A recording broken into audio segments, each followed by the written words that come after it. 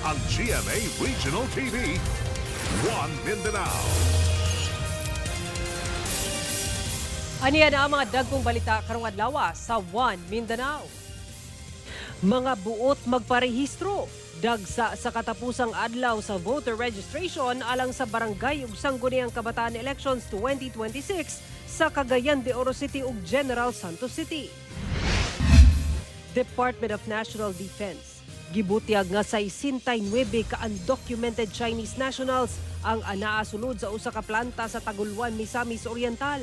Operasyon gipaundang samtang ginaimbestigahan. Mga trabahante nagprotesta.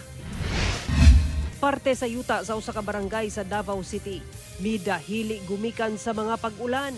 5 ka mga pamilya nga duol sa midahili nga yuta gipabakwit una.